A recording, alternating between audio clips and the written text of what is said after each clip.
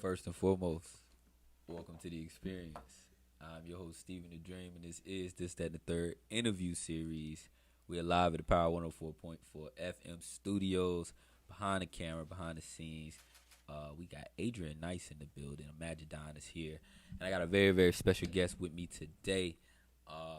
By way of Winston originally, right? Born in Winston, Yeah. but repping Charlotte. How you know that? I'm not listening to the music, man. You gotta be in tune. You gotta listen. He puts his real life in the music, from what I could tell. I got some questions for him up here, but I can say this is a person who I've heard things about. I didn't even share this with you yet, but people have talked your name in great power that I didn't even know we had a mutual acquaintance in, and you showed love the first time I saw you. But we got Cuttaman 100Gran in the building with us today. Polished God, CEO. What's good with you, man? Man, just living life, bro. Like, just really trying to figure this thing out. Yeah. I say the first time I met you, we spoke about it. Is you showed love. Like you stopped me, let me know, like, hey, I see what you're doing. I appreciate you. And I was like, yo, that's what's up. And then I just thought, like, who are you though, bro? Like, wait a minute, like, yo, how you know what I'm saying? Like, let me figure out who you are. And you told me your name, and then we connected instantly. I saw you did the music. I saw you heavy with the fashion and the clothing. Yeah. I wanted take some time to get to know you a little bit more, in terms of let the people know like where you come from, what is this about. So just take me to in one of your songs, you say you like 4 or 5. You coming back like 4 or 5 like Jordan, and some of the parallels that you enjoyed may have in terms of your comeback. But talk about the beginnings. What's Winston-Salem like? How long was you there? Not very long. It's just one of those things. I'm representing my birth. Of course. It's not about the duration or growing up there. It's just I like to represent where I started. Right. And just the Jordan thing. As a basketball player, I remember him coming back. Yep. And I lost everything. I lost my job. I lost my car. I remember my manager coming to my apartment complex, like, what we gonna do? How we gonna stay active on social media? How we gonna keep making the music? Right. And I told him I got a check coming from the NCAA, and once we He's an athlete, or yeah. Okay, talk. I'll let you finish telling the story, but I ain't. We got to get into that. We're gonna get into that. Okay. I told him, man, I got a vision to where when the check come, I'm gonna invest in a vehicle, and I'm gonna get a job at Amazon, and I love to drive, so I'm gonna get a job there, and we're gonna be back up. I'm gonna stay consistent with the visuals and the music, and we're gonna bounce back like 4 or 5. So was this more recently? Was this like at a time where you was already starting the music, or was this This recently? Okay. This is like, so you done had to make a shift, with that, because from what I can see and from what I can tell, you definitely working during Corona. It doesn't seem like Corona might have stopped anything, because I see visuals dropping, freestyles that you dropping over tracks. I'm seeing all of that. So was this just something that a step in your life you had to just get through? Man, I've been through so many like adversity points. That's what Tell the Truth is about. Trials and tribulations got me facing temptation on my 8th job. You know what I'm saying? I told my trials, congratulations. On some shit to where I done seen it so many times. I know how I feel to struggle.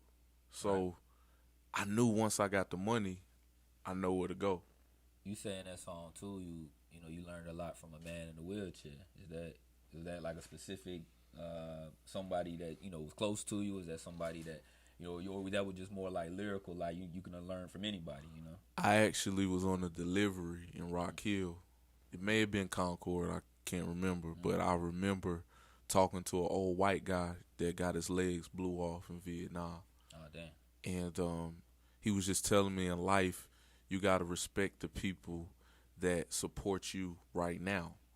And you can't forget about them, because you never know when your time is going to come. And if you don't show them that love, you're going to never show them that love. They don't know how that feel. So I just respected that conversation. Wow. Coming from, somebody who you probably didn't think you might have had anything in common with, in terms of, I don't know y'all's interaction when you first met him, for him to, put that on you, but You know, I just in that song you talk a lot about, you know, it seems like real life issues or real life tribulations that, you know, either people don't face or that you yourself are going through.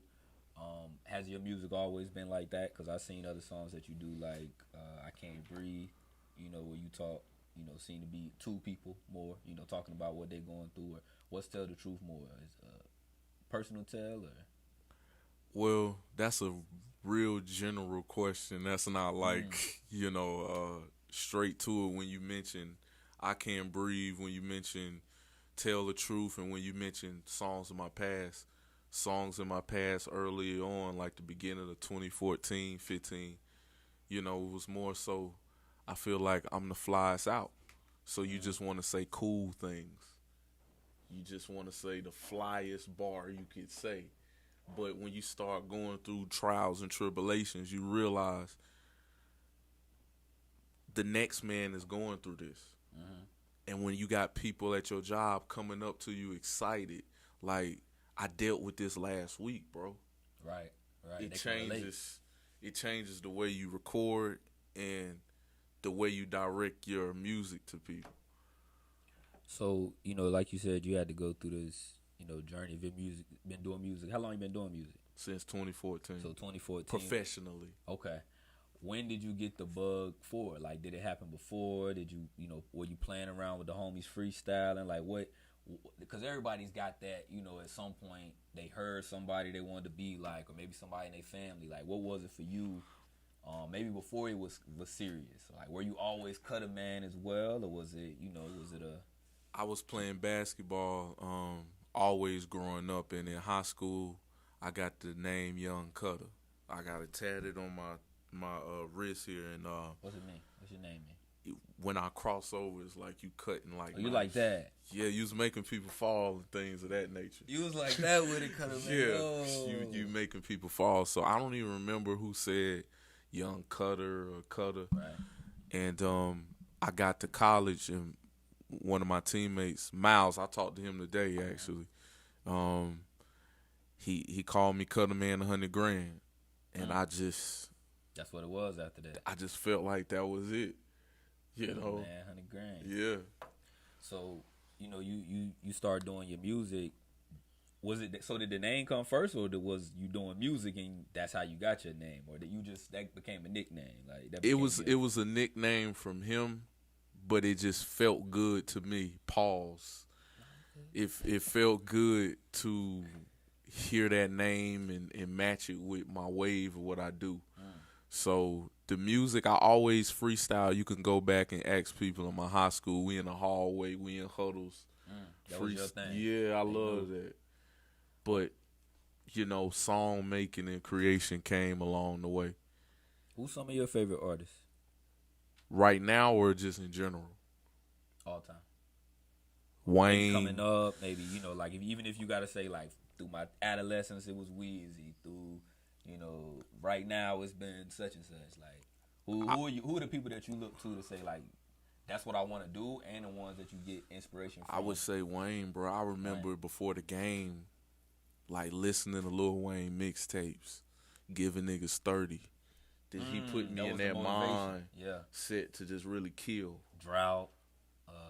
Dedication. Oh, my God, the dedication. You know. Even No Ceilings. Like, No Ceilings. It was just. Bro, he said on No Ceilings, I got them 26 inches sitting on them Joe Buttons in the trunk, straight jumping, bitch. I can't hear nothing, though I might do the Spurs sitting on them Tim Duncans. And in that Lamborghini, I do donuts like Dunkins. How come every bad bitch with a pussy want to fuck them? But I just feed them drugs and just watch them fuck each other. My neck was 100 and my wrist was another. It make a pussy wet, I leave that bitch with a puddle. Hold on. You know what I'm saying? They gonna give us a strike. I'm sorry. I'm sorry, but this is just.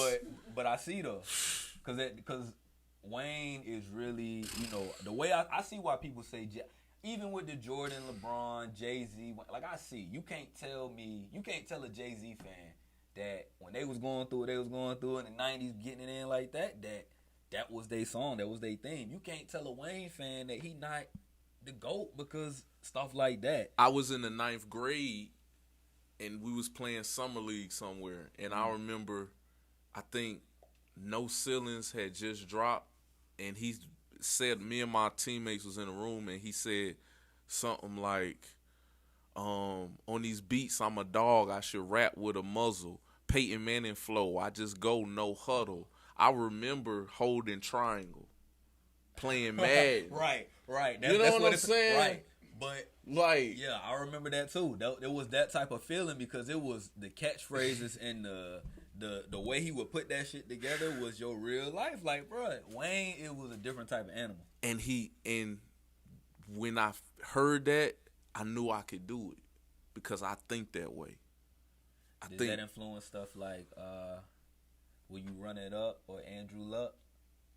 You said yeah, of course. You said a verse. When you course. said that, it paused because if you don't know, you thinking like Andrew Luck. He number one pick. He did run it up. But if you know, you know. So Wayne was doing that on a sports level for somebody like me who football head, basketball head. He Sports Center. You know what I'm saying? Songs like that. So I could see the influence. Like I feel it. Yeah. It's just natural. It's just like you're not copying, but you kind of like you showing gratitude. I just know where you taking it and what you thinking. So. Cuttaman 100Gran in the building with us. Why did you decide, or what was the decision to do music versus sports, or why was sports, not the end all be all? If you can get into that. Man, that's another general thing, but it's a thing to where people may not know this, and I'm gonna break this on your show, but I had a hamstring injury, and it was real bad, and I told my coach about it. Like, bro, my hamstring is messed up, and at a lot of HBCUs, they pat you on the back and they tell you, keep jumping higher. You know what I'm saying? Like, keep running. So I'm playing through it, but I know it's real bad. And that was one. And two, I came in as an on-ball player. I played on-ball my whole life. But I shot so good, and shooters that go to HBCUs, they don't really see that. It's a lot of athletes. Yeah, you gotta go. Goddamn, dunk that ball in there, man. That's what your crossover like. But I was a scorer, and I shot so well he changed my position to like a Kyle Korver coming off screens type. That wasn't. And I never trained that way growing up. You can make your own shot more. Create. So he wanted you to pick. I'm gonna get in the lane. I'm gonna throw it to my small forward or get past one defender. I may do a float or I may bounce past it to the big. Like I'm that type of creative, and I just struggled when he changed my position. So did you have NBA dreams? Of course. So when that wasn't the move, is that when like? You said you was going through a time, like, did that lead to that, or was music the first alternative? Because I know, like you said, you do other things. We'll get into, the polished guys and everything, of course. But what was the answer then? I mean, just being a visionary. Another thing people may not know about me, I really believe in when you do one thing great, that's not your end-all, be-all. You look at Chris Brown. He can play basketball. He can sing. He can rap. Like, he's a fashion. He's an art. Like, you're good at one thing, but that don't mean that's where you live and stay. Right. So, I always had these ideas. I just was playing basketball. Now you in another league. In a whole nother lane. League doing it. Yeah. Cuttaman 100Gran. I want to get into the video. Tell the truth. You had to, take a seat. Sit on that table and tell the truth, So yeah. You had to take a stand. Tell me about the